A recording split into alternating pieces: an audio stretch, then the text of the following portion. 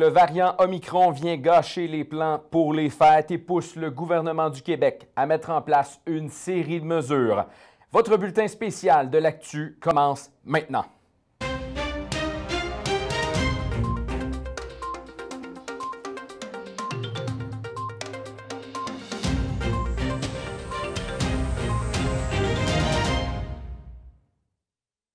Mesdames, Messieurs, bonsoir, bienvenue à cette émission spéciale suite au point de presse qui est toujours en cours d'ailleurs du côté de Montréal avec le premier ministre qui donne ses nouvelles consignes pour le temps des fêtes face à cette évolution de la situation qui va extrêmement vite au Québec.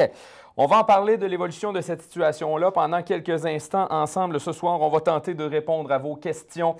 On n'a pas de bonnes nouvelles, on va vous le dire tout de suite là.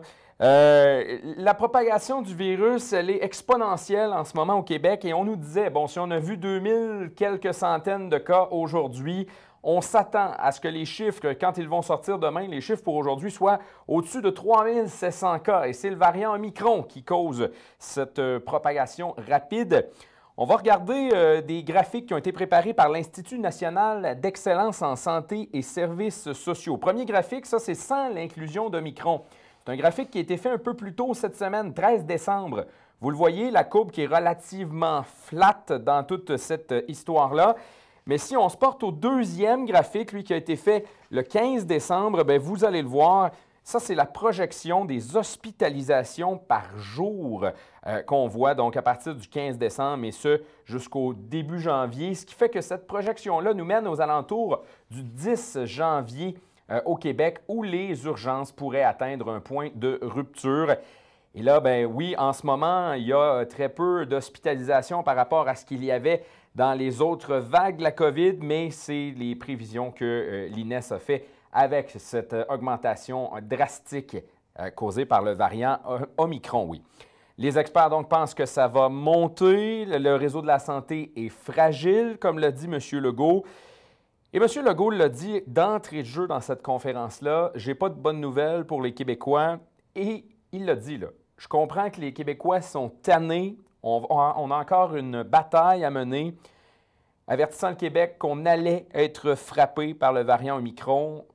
Il nous a parlé dans ce point de presse-là de la volonté d'accélérer la vaccination troisième dose, de continuer à prioriser les ordres d'âge pour ce niveau de risque-là qui est plus élevé chez les personnes plus âgées. Et il a dit, dans cette bataille-là, la vaccination ne sera pas suffisante. Et là, il y a le but de réduire les contacts de 50 % entre autres, de ce côté-là. Et un paquet, une série de mesures qui commencent à partir de lundi. Et on y va, je ne vous fais pas attendre plus longtemps que ça. Et ça va comme suit. Donc, les commerces vont devoir avoir une capacité de 50 %. Donc, la capacité totale du commerce, elle est réduite à 50 %.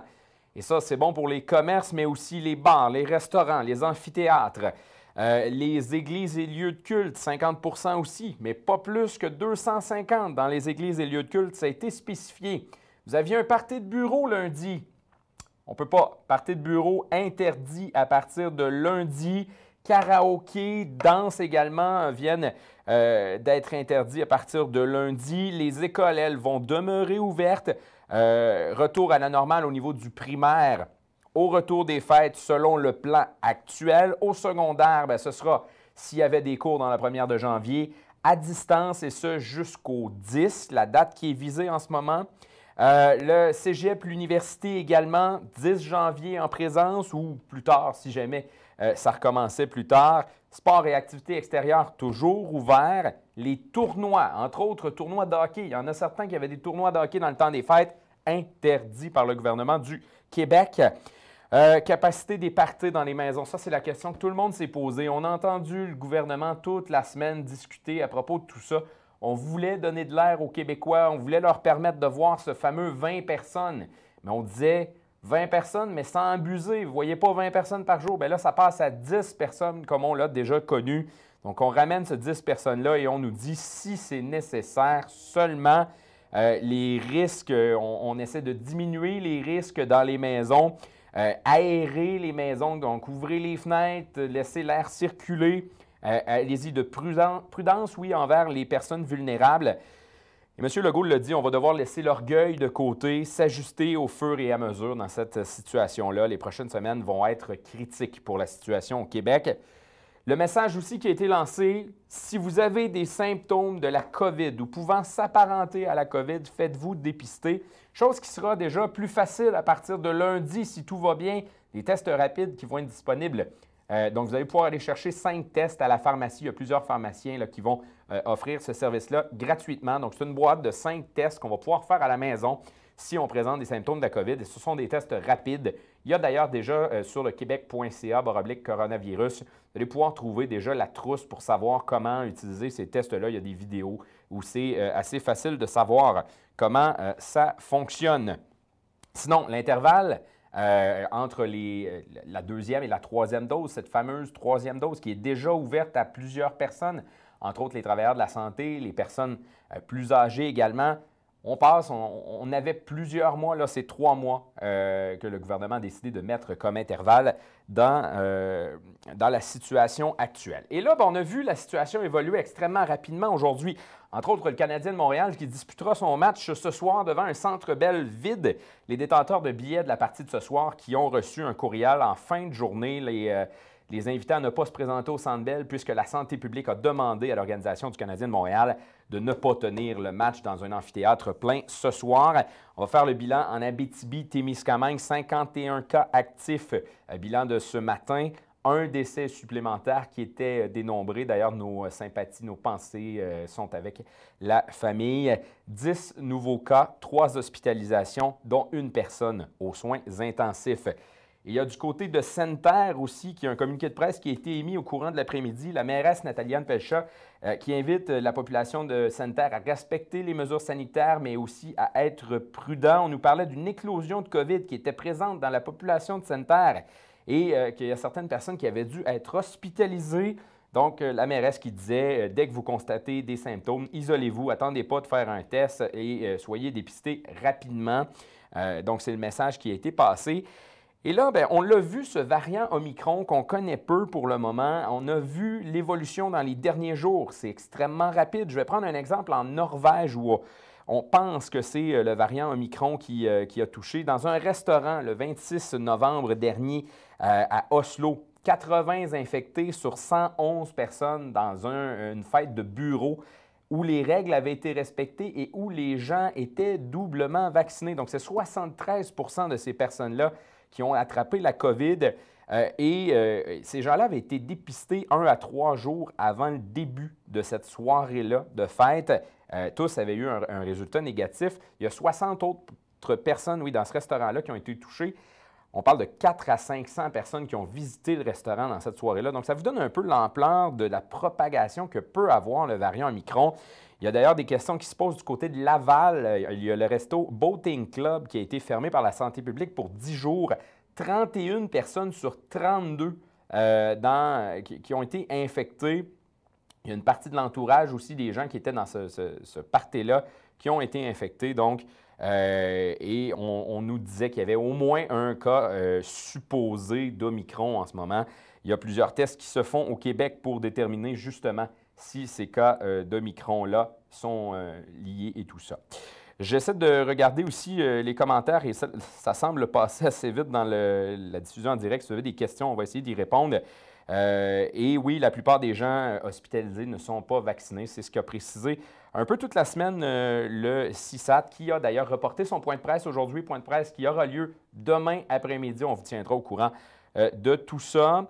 20 % des cas d'Omicron, les cas d'Omicron au Québec, oui, représentent à peu près 20 % des cas de COVID dans la province. Il y aura des aides financières également. Et là, j'ai des trucs qui entrent au moment où on se parle. On a une équipe qui est présentement en train de continuer à suivre le point de presse. Donc, on va répondre à vos questions, mais on va aussi suivre ce qui se dit et se fait. Aide financière disponible pour les individus avec le fédéral et les commerces qui auront droit au programme d'aide financière du gouvernement du Québec aussi. Il y a des mesures pour éviter les infections dans les RPA et les CHSLD. Bon, la vaccination, 3e dose, c'est presque terminé de ce côté-là, mais on continue. On va utiliser aussi le passeport vaccinal et tout ça. Dépistage, si on a des symptômes seulement ou si on est en contact avec une personne infectée. Parce que là, la problématique qu'il y a au Québec en ce moment, c'est qu'il y a des gens qui se présentent pour des tests de dépistage parce qu'ils veulent faire leur partie de bureau ou ils veulent faire leur partie de famille, puis ils veulent savoir s'ils n'ont pas la COVID, mais ils n'ont pas de symptômes. Donc là, ça engorge tous ces tests de dépistage-là en centre de dépistage. Donc vraiment, présentez-vous et il faut prendre un rendez-vous là, maintenant via la plateforme Clic Santé.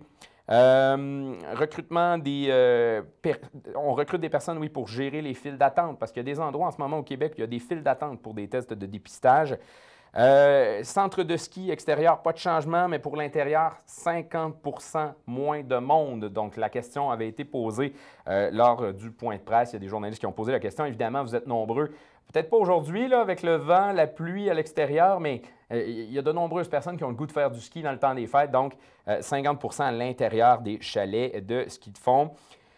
Et là, on nous dit évidemment que ça évolue de jour en jour. On nous donne des réponses et on nous dit qu'il faut évoluer de jour en jour. Il faut suivre la situation. Donc, la question a été posée, est-ce qu'on va vers un confinement, vers un couvre-feu comme l'année dernière? Réponse, pour l'instant, non, mais les mesures changent à tous les jours. Donc, le gouvernement qui se garde toujours la porte de sortie de ce côté-là. Jusqu'à maintenant, il n'y a pas de plan de délestage dans les hôpitaux qui sont activés, mais il y a la possibilité, si on manque de monde. Et là, évidemment, la problématique au Québec en ce moment, c'est qu'on manque de monde pour la vaccination. On veut accélérer cette campagne de vaccination troisième dose. Le premier ministre qui a encore fait le rappel de la fameuse plateforme « Je contribue » invite toutes les personnes qui sont habilitées à vacciner des gens à se présenter sur cette plateforme-là, à donner leur nom pour aller vacciner. Parce qu'en ce moment, là, on ne fermait pas la porte à prendre des employés ailleurs dans le réseau de la santé, les amener aux campagnes de vaccination. Sauf que là, ça vient créer des trous dans ce réseau de la santé.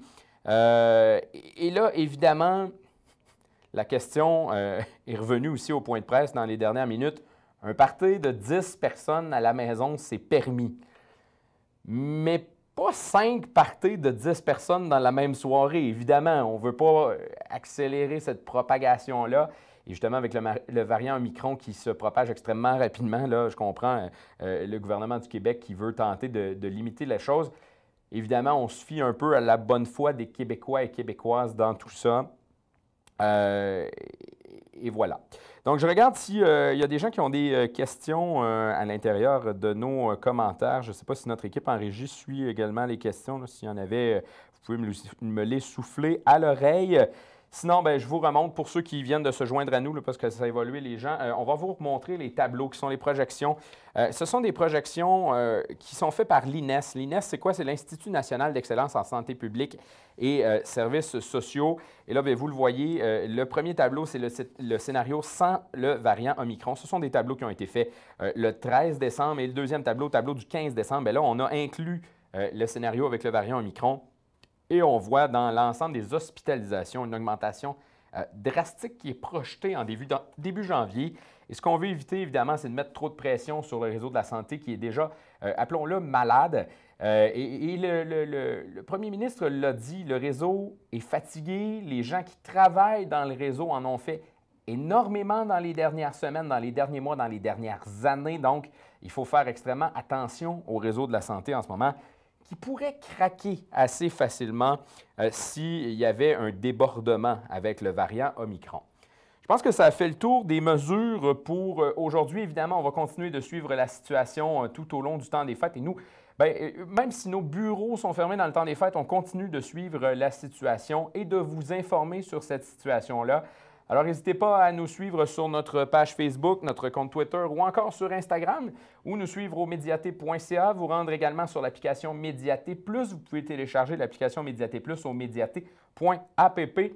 Là-dessus, mesdames, messieurs, j'espère ne pas vous reparler avec des nouvelles mesures la semaine prochaine. J'espère pouvoir ce soir vous souhaiter, malgré tout ça, un bon temps des fêtes et je vous dis à la prochaine.